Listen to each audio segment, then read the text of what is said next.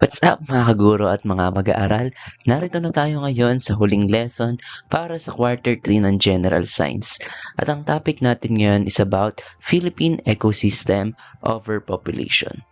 Sa lesson na ito, pag-uusapan natin ang overpopulation at kung paano nito naapektuhan ang Philippine ecosystems, ang ating kapaligiran at ang mismong kalidad ng buhay ng mga Pilipino. Hindi lang ito tungkol sa dami ng tao. Ito ay tungkol sa kung paano tayo nabubuhay kasama ang kalikasan. Ito ay parang nagsisilbi na ring capstone lesson ng lahat ng lesson natin para sa quarter 3. Sa pagtatapos ng lesson na ito, inaasahang maiintindihan ninyo kung ano ang overpopulation, bakit ito nangyayari, ano ang epekto nito sa ecosystem, at higit sa lahat, kung ano ang maaari nating gawin bilang individual at bilang komunidad. Magsagawa muna tayo ng kaunting review tungkol sa mga topic na maaaring napag-aralan nyo na nung kayo ay nasa junior high school. Fact or bluff? Number 1, the Earth has unlimited resources to support human populations. Of course, this is bluff because we only have limited resources. 2, overpopulation can lead to food and water scarcity. Fact. Number 3, only animals compete for resources. Humans are exempt. Of course, this is bluff because we also do compete with other organisms for our food. Number 4, high population density in cities can cause traffic congestion and pollution. Fact. And number 5, overpopulation is only a problem in poor countries. No, this is a bluff statement. Now, that activity gave us a glimpse of what we're gonna discuss in this video. Pero bago tayo magsimula, pag-isipan muna natin ito. More people is equivalent to richer world, do you think? Napansin nyo ba na habang dumarami ang tao, parang mas dumarami rin ang problema? Traffic, baha, kakulangan sa pagkain, at pollution. Random lang ba ito o may koneksyon sa dami ng populasyon? Sa lesson na ito, titingnan natin kung paano nakakaapekto ang sobrang dami ng tao sa ating ecosystem at kung paano konektado ang population, kalikasan at kalidad ng buhay natin bilang Pilipino. Ito ang susubukan nating unawain sa lesson na ito. Let's have another activity. Let's explore these pictures. Analyze these pictures carefully and answer the following guide questions. 1. What do these pictures have in common? 2. How might population growth contribute to these issues? And 3. Which of the problems have you personally experienced in your community? Now, let's proceed to our discussion. First, let's discuss the concept of overpopulation. First, what is overpopulation? By definition, it is when the population of humans exceeds the carrying capacity of the environment. Ang overpopulation ay nangyayari kapag ang dami ng tao ay mas mataas na kaysa kayang suportahan ng kapaligiran o yung tinatawag na nating carrying capacity. Kapag lumagpas na sa kakayahan ng kapaligiran na suportahan sila dahil may limit ang resources tulad ng pagkain, tubig, lupa at trabaho. Ang limit na ito ay tinatawag na carrying capacity. Kaya kapag lumagpas ang population dito sa carrying capacity, nagsisimula na ang mga problema. Sa Pilipinas, meron tayong higit sa 100 milyong populasyon ng mga tao at isa tayo sa mga bansa na may pinakamaraming populasyon.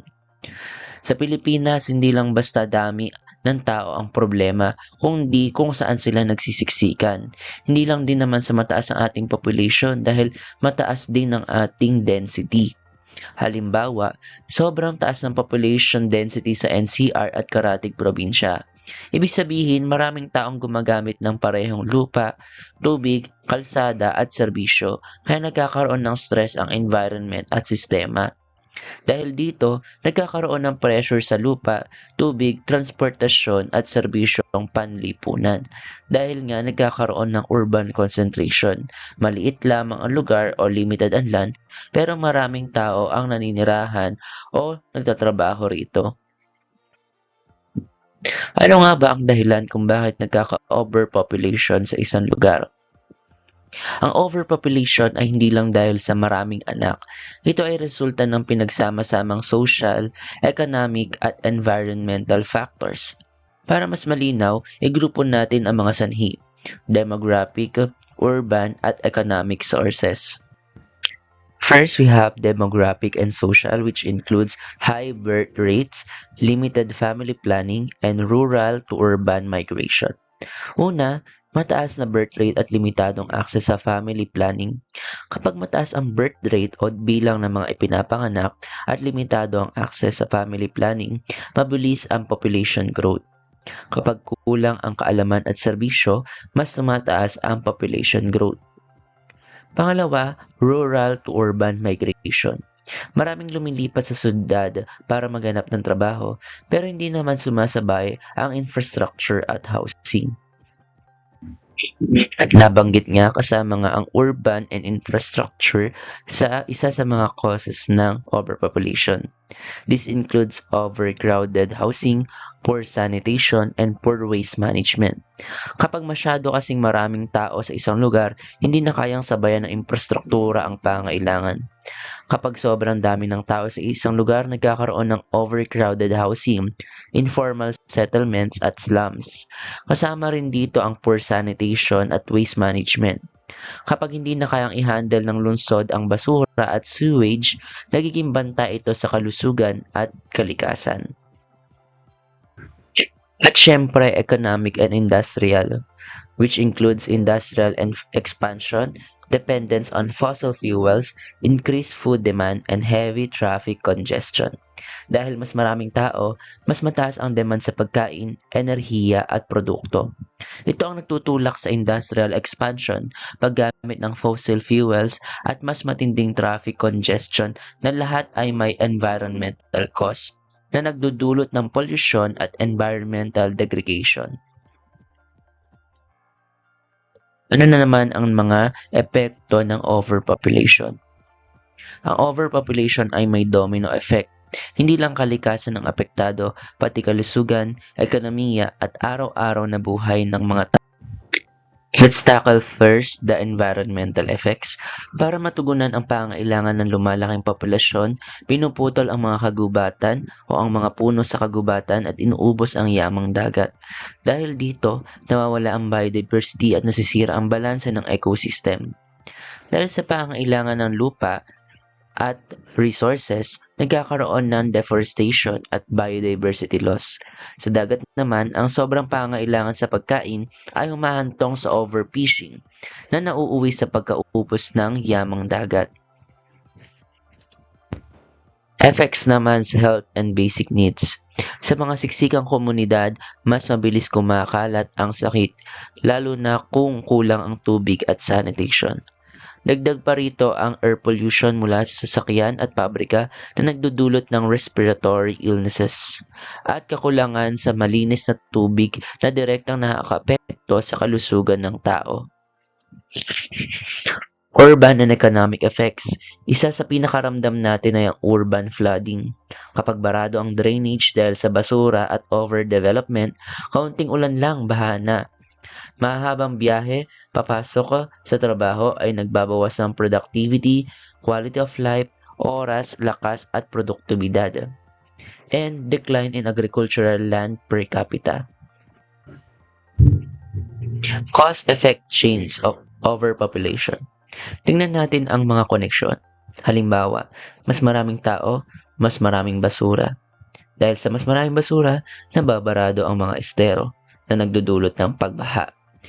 At dahil sa baha, maaaring magkaroon ng mga sakit at pagkawala ng kabuhayan. Makikita natin na ang problema ay systemic, hindi hiwa-hiwalay. Makikita natin na ang mga problema na nakalagay sa slide na to ay magkakaugnay. Isang sanhi lang ang overpopulation, pero sunod-sunod na ang magiging epekto nito sa atin. Palawigin pa natin ang ating pag-aaral. Let's interpret population graphs.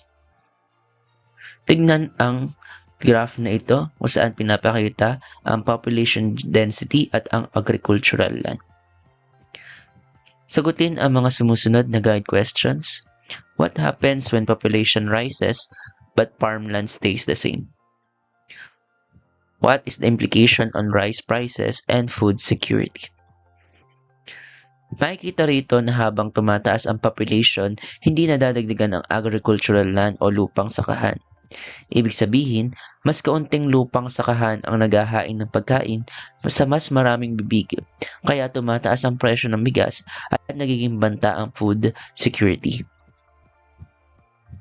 Dito naman tayo sa global population versus carbon dioxide emissions. Mapapansin na dahil sa overpopulation, nagkakaroon ng overconsumption at nagkakaroon ng climate pressure. Sa global scale, mas maraming tao at mas mataas na konsumo ang nagdudulot ng mas maraming carbon emissions na nagpapalala ng climate change. Pero mahalagang tanong, pare-pareho bang ambag ng lahat ng bansa? Dito pumapasok ang usapin ng equity at responsibility. Analyzing secondary sources about population. Sa pagkalap ng impormasyon tungkol sa population growth, hindi lahat ng impormasyon ay galing sa sariling experiment. Madalas, gumagamit tayo ng secondary sources tulad ng reports, graphs, and news articles, katulad ng ipinakita ko sa inyo kanina. Hindi lamang ito pwedeng apply sa pag-aaral ng population, ngunit in general na rin. Mahalagang tanungin, sino ang gumawa ng data? Kailan to ginawa? May pinapaboran ba itong pananaw? Critical thinking ang susi para hindi tayo basta-basta maniwala. Now, evaluating and proposing solution on problems about population and ecosystem.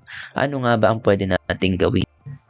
Here are the possible solutions. We have family planning and reproductive health education, sustainable urban planning, waste management systems, renewable energy, and protection of agricultural land.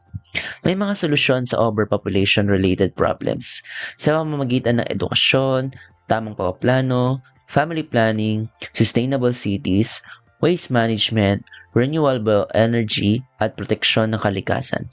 Pwede natin tong tapigilan. Why solutions must be integrated? Hindi sapat ang isang solusyon lang. Halimbawa, hindi pwedeng family planning lang kung walang trabaho at edukasyon. Kailangang sabay-sabayan ang aksyon mula sa gobyerno hanggang individual. Kailangan ng holistic approach. Tao at kalikasan ay kailangang magsama.